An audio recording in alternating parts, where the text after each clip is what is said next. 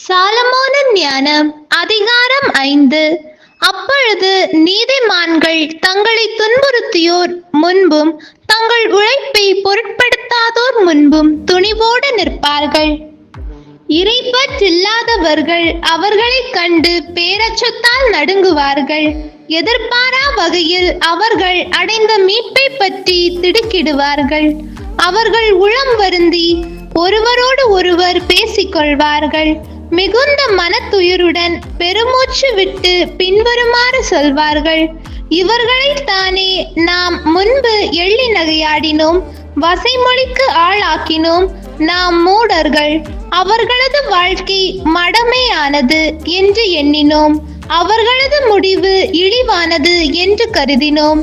கடவுளின் மக்களாக அவர்கள் எவ்வாறு எண்ணப்பட்டார்கள்? தூயவர்கள் நடுவில் அவர்களுக்கு எவ்வாறு பங்கு கிடைத்தது? எனவே நாமே உண்மையின் வழியிலிருந்து தவறிவிட்டோம். நீதியின் ஒளி நம்மீது படரவில்லை. கதிரவன் நம்மீது எழவில்லை. நெறிக்கேடும் அழிவும் நிறைந்த வழியில் நாம் மனமுவந்து நடந்தோம். பாதையில்லா பாலை நிலங்களில் பயணம் செய்தோம். ஆண்டவரின் வழியையோ அறிந்திலோம். இருமாப்பால் நமக்கு கிடைத்த பயன் என்ன? செல்வ செருக்கால் நமக்கு விளைந்த நன்மை என்ன? இவை அனைத்தும் நிழல் போல கடந்து போயின, புரளி போல விரைந்து சென்றன. அலைமோதும் நீர் பரப்பை கிழித்து கொண்டு கப்பல் செல்கிறது. அது சென்ற தடத்தை யாரும் காண முடியாது. அதன் அடித்தட்டின் சுவடுகள் அலைகளில் புலப்படுவதில்லை. பறவை காற்றில் பறந்து செல்கிறது. அது சென்ற வழியின் அடையாளமே தெரிவதில்லை. அது சிறகடித்து செல்லும் போது மென் காற்றின் மீது மோதுகிறது. அது பறந்தோடும் வேகத்தில் காற்றை கிழித்து கொண்டு செல்கிறது. இறக்கைகளை அசைத்து காற்றை ஊடுருவி செல்கிறது. பின்னர் அதன் போக்கினது சுவடே தென்படுவதில்லை. இலக்கை நோக்கி எய்த அம்பு காற்றை கிழித்து கொண்டு செல்கிறது. பிளவுண்ட காற்று உடனே கூடி வருகிறது. ஆனால் அம்பு சென்ற வழியை ஒருவரும் அறிவதில்லை. இவற்றை போன்றதே நம் நிலையும். நாம் பிறந்தோம், உடனே இறந்துபட்டோம். பிறரிடம் காட்டுவதற்கு நம்மிடம் நற்பண்பின் அடையாளம் ஏதும் இல்லை.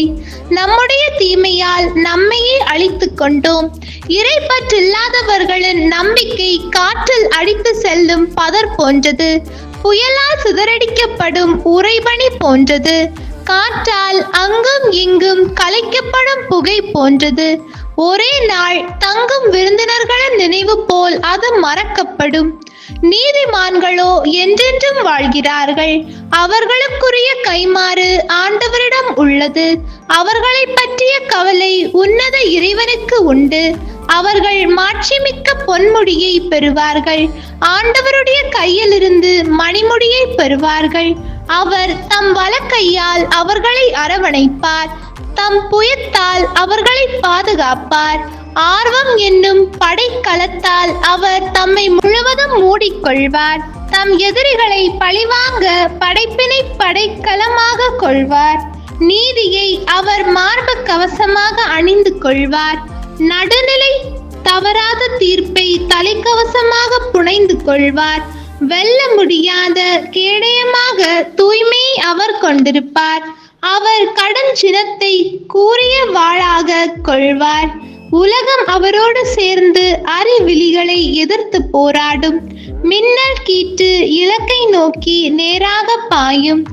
நானேற்றிய வில்லினின்று புறப்படும் அம்பு போல் அது முகல்களிலிருந்தும் குறியை நோக்கி தாவும். எரியப்படும் கவன்கல்லை போல சினம் சிரிந்த கல்மழை விழும். கடல் நீர் அவர்கள் மீது சீறி பாயும். ஆறுகள் இரக்கமின்றி அவர்களை மூழ்கடிக்கும். புயல் அவர்களை எதிர்த்து வீசும். அது சூறாவளி போல் அவர்களை புடைத்தெடுக்கும். முறைகேடு மண்ணுலகையே பாழாக்கும். தீவினை வலியோரின் அரியணைகளை கவிழ்க்கும். ஆண்டவரின் அருள்வாக்கு. இறைவா உமக்கு நன்றி. ஹோலி பைபிள் தமிழ் சேனலில் திங்கள் திங்கள் முதல் வெள்ளி வரை காலை 5 மணிக்கு திருவிவிலியத்தின் ஒரு அதிகாரமானது பதிவேற்றம் செய்யப்படும்.